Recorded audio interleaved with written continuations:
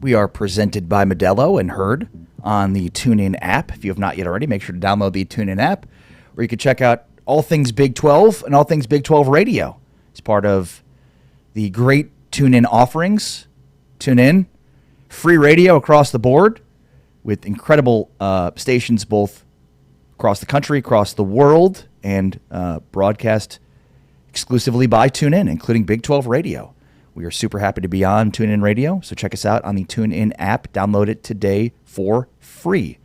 Also, you get a couple of games as part of Big 12 Radio on TuneIn each and every week. The games of the week this week, BYU, Texas Tech, of course it is, 11 a.m. Central, 12 Eastern, and then Kansas, Arizona, 2:30 Central, 3:30 Eastern time.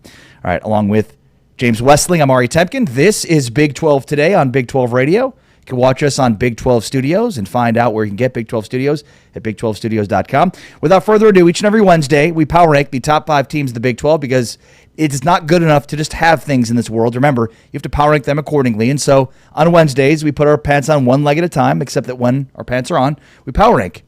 When we put on pants, which we now have to since we're on video. What about shoes? Are you one of those people that you put both socks on first, or do you go one sock, one shoe, barefoot, and then another sock, another shoe? Socks, shoes. Yeah, no. All socks. Why would I be barefoot with a sock and a shoe on? That's ridiculous.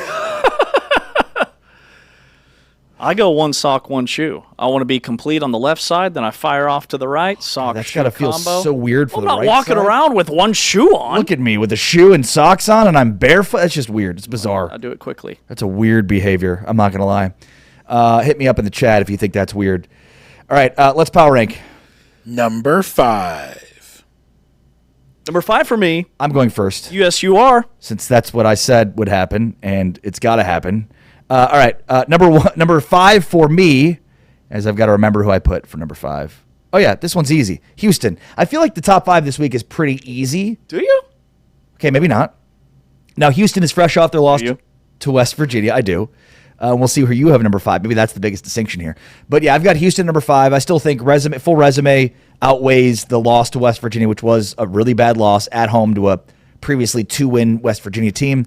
But I still feel like the full resume outlasts anybody else that could be put in the spot. I think it's a clear delineation between the top 5 teams of the Big 12 right now. Clear delineation. I hear your clear delineation, and I raise you a muddy delineation. I've got TCU at number 5.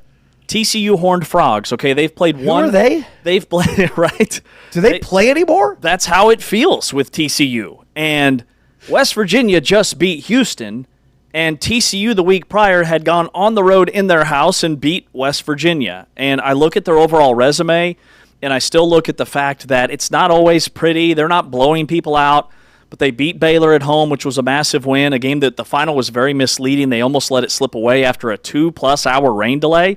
Like, they're 6-2. They're a game back from the games they've played because they had early season buys, and I think everybody's just kind of written them off. But I've got TCU at number 5. I think they still have a top 3 quarterback in this league. I still think Josh Hoover is an elite passer. The ground game has been really good since like week 3.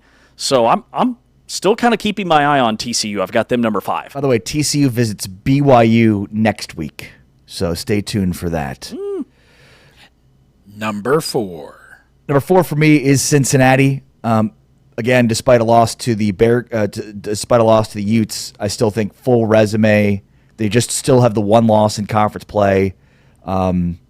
Offensively, defensively, like they just got absolutely butchered by Utah. But despite that, again, I'm going full resume here and putting Cincinnati at number 4. Yeah, I've got Cincinnati number 4 as well. And see, this is where I think there's a gap in this conference. And not to throw shade at Houston or Cincinnati because I really like both of those teams. But throw the shade, James. The shade has been thrown. Chuck that shade. I threw that shade right over that mountain. Utah, Texas Tech, and BYU, clear-cut top 3 in this conference. And I think that was proven on Saturday the way Utah beat Cincinnati. Yeah. If that's even a 2-score game, maybe I feel a little bit differently. But Cincinnati, I think, is a really good middle to upper half Big 12 team that should play in a nice bowl. But I don't think that they're a team that's going to be playing in the Big 12 championship game, and I'll eat my crow if they do. Yeah, I'm with you. Clear delineation, not muddy between the top 3 and everybody else. Delineation. Number 3. Number 3 is Utah. Again, I think it's pretty clear who 1, 2, and 3 are. Maybe we have a difference in 1 and 2 in terms of opinions. Maybe you have Utah even higher. I don't know. I don't know. Crazier things have happened. I don't know. Utah, though, in that mix of Big 12 teams with the 2 losses, but the 2 losses are the 2 teams they're looking up at. Sometimes your schedule can dictate what happens, and this is certainly the case. Not many teams have had to play BYU and Texas Tech this year, and Utah's one of them, and they've lost both of those games. So we know that Utah's really good up front. Utah's now ranked 13th in the college ball playoff rankings because have basically dominated every game they've won, and then got dominated by Texas Tech, and then had a close loss to BYU. So every game, aside from the BYU game, has been a blowout, either for Utah or against Utah. And Utah, I thought, was most impressive this week in terms of how they not just ran, but threw the football as well. Yeah, I've got Utah at number 3. I think you could make a case, and I'll just say I believe Utah is the best 2-loss team in America. I think they are that good. Devin Dampier was not 100%. We found out later after the fact in their loss to Texas Tech, a game that was still anybody's game until midway through the third quarter. And then against BYU, Utah on paper should have won that football game. They had more yards, but they had key fourth down stops by BYU's defense that ultimately killed a lot of drives. And they weren't real creative on fourth down. It's almost like the offensive coordinator, who's very new age, said, we should do this and this and this. It's 4th and short, and Kyle Whittingham's like, no, halfback dive. Run it between the tackles. BYU had several fourth down stops that were huge. Yeah, well said. They're close to being a 1-loss team is what I'm saying. Number 2. Number 2 here is BYU, the undefeated Cougars, who are traveling to Lubbock to take on the Texas Tech Red Raiders.